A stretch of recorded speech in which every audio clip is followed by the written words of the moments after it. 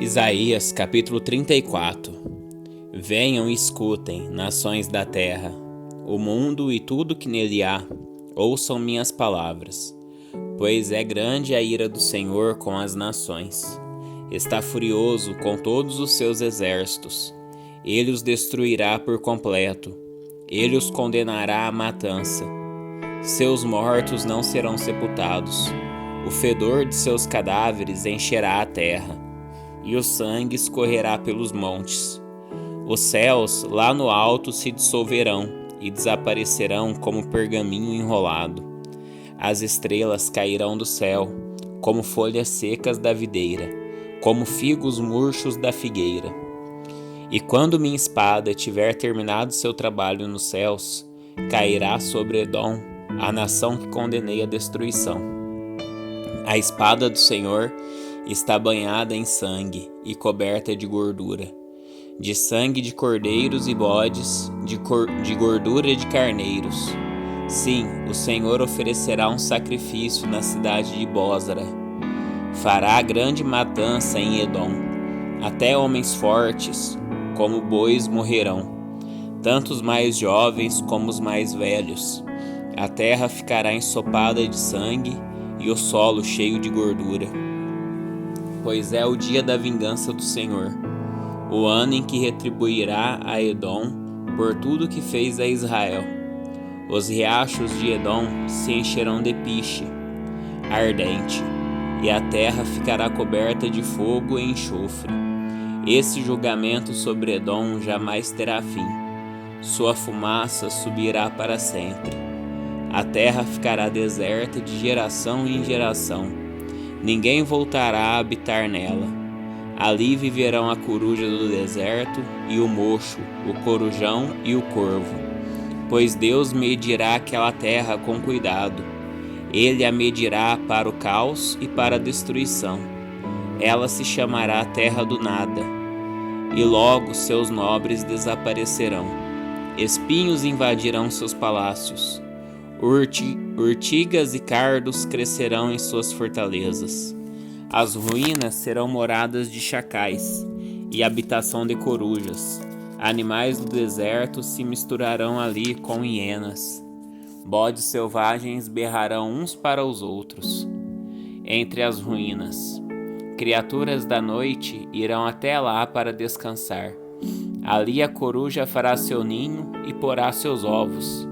Chocará os filhotinhos e os cobrirá com suas asas. Os abutres também irão para lá, cada um com seu par. Procurem no livro do Senhor e vejam o que ele fará. Não faltará nenhum desses animais, nenhum deles ficará sem par, pois o Senhor assim prometeu.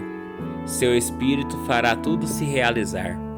Ele lançou sortes e dividiu a terra, e a entregou a essas criaturas como propriedade. Elas o possuirão para sempre, de geração em geração. Isaías capítulo 35. As regiões desabitadas e o deserto exultarão. A terra desolada se alegrará e florescerá como o açafrão. Haverá muitas flores, cânticos e alegria. Os desertos se tornarão verdes como os montes do Líbano, belos como o Monte Carmelo e a planície de Saron. Ali o Senhor mostrará sua glória, o esplendor de nosso Deus. Fortaleçam os de mãos cansadas, apoiem os de joelhos fracos. Digam aos de coração temeroso: sejam fortes e não temam, pois seu Deus vem para vingar-se de seus inimigos. Ele vem para salvá-los. Quando ele vier, abrirá os olhos dos cegos e os ouvidos dos surdos. Os aleijados pularão de alegria como cervo, e os mudos cantarão de alegria. Fontes brotarão no deserto, e rios correrão na região desolada. O solo ressecado se tornará um açude, e a terra sedenta mananciais de água. O capim, a cana e o junco florescerão, onde antes viviam os chacais do deserto. Um caminho largo atravessará a terra antes desabitada, e será chamado Caminho de Santidade. Os impuros jamais passarão por ele. Será somente para os que andam nos caminhos de Deus. Os tolos jamais andarão por ele. Ao longo desse trajeto, leões não ficarão à espreita, nem qualquer outro animal feroz. Não haverá nenhum perigo, somente os redimidos andarão por ele. Os que foram resgatados pelo Senhor voltarão, entrarão cantando em Sião, coroados com alegria sem fim. A tristeza e o lamento desaparecerão, e eles ficarão cheios de alegria e felicidade. Isaías capítulo 36. No 14º ano do reinado de Ezequias, Senaqueribe, rei da Assíria, atacou as cidades fortificadas de Judá e as conquistou. Então o rei da Assíria enviou Delaquis, seu comandante em chefe, junto com um grande exército, para confrontarem o rei Ezequias em Jerusalém. Os assírios se posicionaram ao lado do aqueduto que abastece o tanque superior, perto do caminho para o campo onde se lava roupa. Estes são os oficiais que saíram ao encontro deles: Eliaquim, filho de Ilquias, o administrador do palácio; Sebna, o secretário da corte; e Joá, filho de Asaf, o historiador do reino. O porta-voz do rei assírio mandou que transmitissem esta mensagem a Ezequias: Assim diz o grande rei da Assíria, em que você confia, que lhe dá tanta segurança. Pensa que meras palavras podem substituir experiência e força militar? Com quem você conta para se rebelar contra mim? Com o Egito?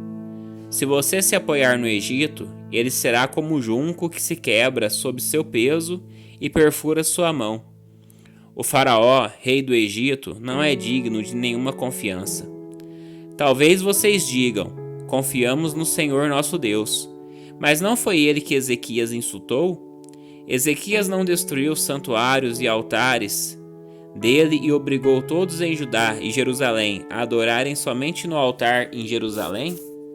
Vou lhes dizer uma coisa: façam um acordo com meu senhor, o rei da Assíria. Eu lhes darei 2.000 cavalos se forem capazes de encontrar homens em número suficientes para montá-lo. Com seu exército minúsculo, como podem pensar em desafiar até o contingente mais fraco do exército de meu senhor, mesmo com a ajuda dos carros e dos cavaleiros do Egito? Além disso, imaginam que invadimos sua terra sem a direção do Senhor? Foi o próprio Senhor que nos disse: ataquem essa terra e destruam-na. Então Eliaquim, Sebna e Joá disseram ao porta-voz: por favor, fale conosco em aramaico, pois entendemos bem essa língua. Não fale em hebraico, pois o povo sobre o muro o ouvirá. O porta-voz, no entanto, respondeu: vocês pensam que meu senhor enviou essa mensagem apenas para vocês e para o seu senhor? Ele quer que todo o povo a ouça, pois quando cercamos esta cidade, eles sofrerão junto com vocês. Ficarão tão famintos e sedentos que comerão as próprias fezes e beberão a própria urina. Então o porta-voz se levantou e gritou em hebraico: ouçam esta mensagem do grande rei da Assíria. Assim diz o rei: não deixem que Ezequias os engane, ele jamais será capaz de livrá-los. Não deixem que ele os convença a confiar no Senhor, dizendo: certamente o Senhor nos livrará. Essa cidade jamais cairá nas mãos do rei da Assíria. Não deem ouvidos a Ezequias. Estas são as condições que o rei da Assíria oferece. Façam as pazes comigo, abram as portas e saiam. Então cada um de vocês continuará a comer de sua própria videira e de sua própria figueira, e a beber de seu próprio poço. Depois providenciarei que sejam levados a outra terra como esta, uma terra com cereais e vinho novo, com pão e vinhedos. Não deixem Ezequias enganá-los, dizendo: o Senhor nos livrará. Acaso os deuses de alguma outra nação livraram seu povo do rei da Assíria? O que aconteceu aos deuses de Amate e de Arpade? E quanto aos deuses de Sefarvaim? Acaso algum deus livrou Samaria de meu poder? Qual dos deuses de qualquer nação foi capaz de livrar seu povo de meu poder? O que os faz pensar que o Senhor pode livrar Jerusalém de minhas mãos? Mas o povo permaneceu em silêncio e não disse uma palavra sequer, pois Ezequias havia ordenado: não lhe respondam. Então Eliaquim, filho de Ilquias, administrador do palácio, Sebna, secretário da corte, e Joá, filho de Asaf, historiador do reino, voltaram a Ezequias, rasgaram suas roupas e foram contar ao rei o que o porta-voz tinha dito.